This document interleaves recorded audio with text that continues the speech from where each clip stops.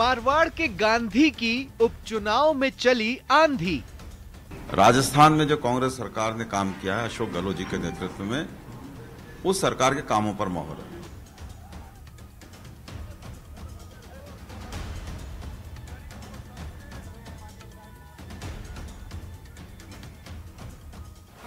दो के दंगल में सीएम ने किया कांग्रेस का मंगल।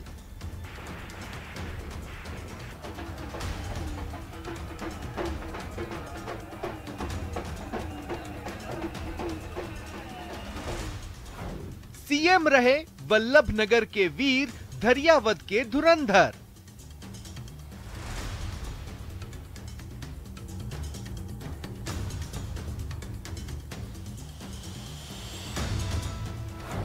गहलोत की गुगली से बीजेपी हुई क्लीन बोल्ड।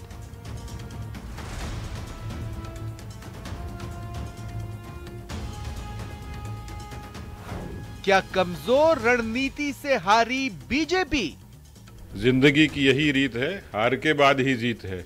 विचारधारा कभी हारती नहीं है, व्यक्ति हारता है। जादूगर का जादू चल गया। नमस्कार, बहुत स्वागत है आपका। प्राइम डिबेट देख रहे हैं आप, आपके साथ में जेपी शर्मा।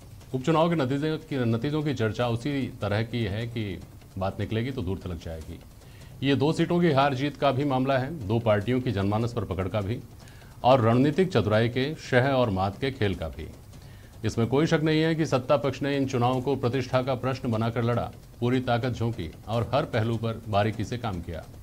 चुनाव संचालन अनौपचारिक तौर पर ही सही, लेकिन खुद मुख्यमंत्री ने ही किया, जो नॉमिनेशन से लेकर नतीजे आने तक लगातार हर मुंह पर बारीकी से नजर बनाए रहे।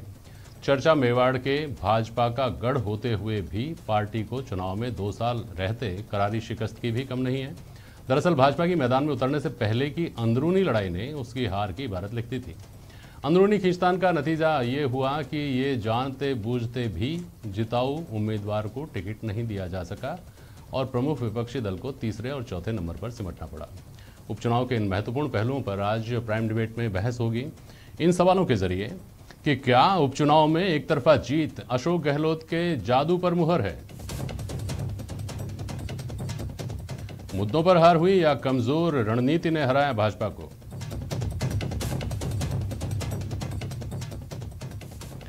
और 2 सीटों के इन परिणामों में 2023 की झलक ढूंढना कितना सही है।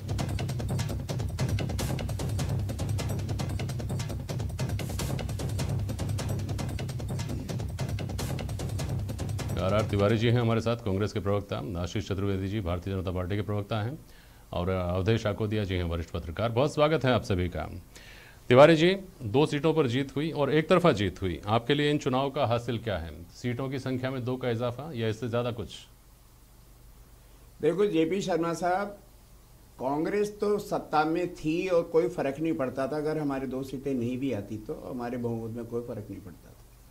लेकिन सवाल ये कि लोकतंत्र में जो सरकार काम कर रही है उसके नतीजे उनके पक्ष में आने चाहिए। सकारात्मक राजनीति अगर कर रहे हैं और मन से राजनीति कर रहे हैं, तो राजस्थान में जननायक अशोक गहलोत की सरकार 2018 के दिसंबर में जब बनी, उसके बाद में लगातार अब की बार तीसरी बार जब मुख्यमंत्री बने अशोक गहलोत जी, तो उन्होंने सुशासन देने की बात की है।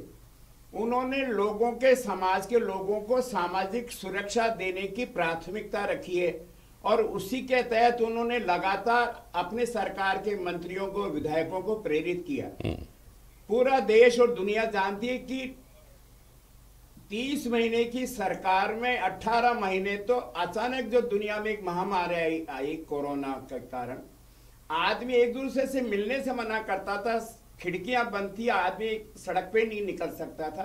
उस हालात में भी अशोक गहलोत में एक बात है, जननायक अशोक गहलोत एक तरफा राजनीति नहीं करते, इसलिए उनको राजनीति का जादूगर इसलिए कहा जाता है कि जब महामारी आई तो उन्होंने भारतीय जनता पार्टी, आरएलपी, भामाशाह, तमाम धर्माचार्य, उन सब लोगों को वर्चुअल बैठक करके सबसे कहा इस समय आदमी का जीवन हमको बचाना है, आदमी को हमको भोजन पानी पहुंचाना है। उसमें हमने कोई राजनीतिक बात नहीं करी, ना हमने कोई दल विहित किया, और उसी का नतीजा था कि देश के प्रधानमंत्री हमारे ठीक है सर। नरेंद्र मोदी जी को भी कहना पड़ा कि कोरोना काल में देश में अगर सबसे अच्छा काम प्रबंधन का काम है तो राजस्थान की कांग्रेस की सरकार, जननायक अशोक गहलोत की सरकार है। और उस बात पे भी भारतीय जनता पार्टी वालों को चिड़े लगती है। हाँ जी। सवाल है कि देश के प्रधानमंत्री जी ने भीलवाड़ा मॉडल की और रामगंज मॉडल की सराहना की। ये देश के प्रधानमंत्री, हमारे प्रधानमंत्री, राजनीतिक विरोध जरूर हो सकता है, लेकिन देश के प्रधानमंत्री की बात को भी झुटलाना,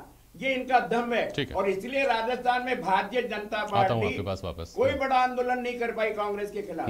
ठीक है, क्या सबक है आपके लिए आशीष चतुर्वेदी जी इस हार के? देखिए, निश्चित रूप से जो परिणाम आए हैं वो हमारी आशाओं के अनुरूप नहीं आए हैं, लेकिन जेपी शर्मा जी, हमको 2-3 बातों को यहाँ समझना पड़ेगा।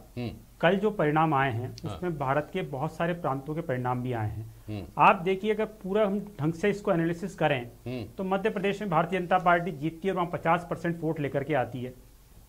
हिमाचल प्रदेश में कांग्रेस जीतती है तो 50% वोट लेकर के आती है। तेलंगाना में हम जीतते हैं 50% वोट लेकर के आते हैं। आसाम में हम जीतते हैं तो 55% वोट लेके आते हैं। वेस्ट बंगाल में तृणमूल कांग्रेस जीती तो 75% वोट लेकर के आती है। आप देखिए, 13 प्रांतों में मात्र राजस्थान एकमात्र ऐसा प्रदेश है जहां कांग्रेस जीती तो दोनों सीटें, लेकिन ये 37.5% वोट लेकर के आई है। आप देखिए, आंकड़े नहीं, मेरी बात, तिवारी जी मेरी बात तो सुनिए। आप देखिए, अगर हम बात करें तो पिछले चुनाव में अगर देखें तो कांग्रेस का वोट था 39.82, हमारा था 39.28। कल जो चुनाव हुए उसमें दोनों मिला करके कांग्रेस को 37.5% वोट मिले हैं। आप देखिए, बहुत बड़ा वोटों का डिवीजन हुआ है। अब मैं सीट बाय सीट एनालिसिस करता हूं। देखिए, जहां तक वल्लभनगर की बात है, आप कह रहे थे कि मेवाड़ भारतीय जनता पार्टी का गढ़ रहा है। आप देखिए, 2013 के जब चुनाव हुए तो मेवाड़ की 28 सीटों में से भारतीय जनता पार्टी 25 सीटें जीतती है, लेकिन उस वेव में भी हम वल्लभनगर सीट नहीं जीत पाते हैं। 2008 में हम हारे, 2013 में हम हारे, 2018 में हारे। तो वल्लभनगर हमारे लिए शुरू से डिफिकल्ट सीट रही है। आप देखिए, अभी तक जो चुनाव हुए उसमें से आधी से ज्यादा बार तो वहां पे एक परिवार का कब्जा रहा है। बेसिकली ये जो सीट है वो ट्रेडिशनली जो है कांग्रेस का स्ट्रॉन्ग होल्ड रहा है वल्लभनगर। अब धरियावाद की बात करें, देखिए, हम अभी तिवारी जी कह रहे थे कि जो उपचुनाव हो रहे हैं इससे सरकार के बनने और बिगड़ने पर कोई फर्क नहीं पड़ रहा था। आप देखिए, जब हमको भी ये बात पता थी कि ना सरकार इससे बन रही है ना सरकार बिगड़ रही है, तो भारतीय जनता पार्टी के राष्ट्रीय नेतृत्व ने तय किया कि जब चाहे मंडी का चुनाव हो, चाहे खंडवा का चुनाव हो, हमारे सांसदों के निधन से वो सीटें रिक्त हुई, लेकिन हमने उनके परिवार वालों को टिकट नहीं दिया। जहां तक धरियावाद की बात है, गौतम लाल मीणा जी के जो पुत्र कन्हैया को उसका पूरा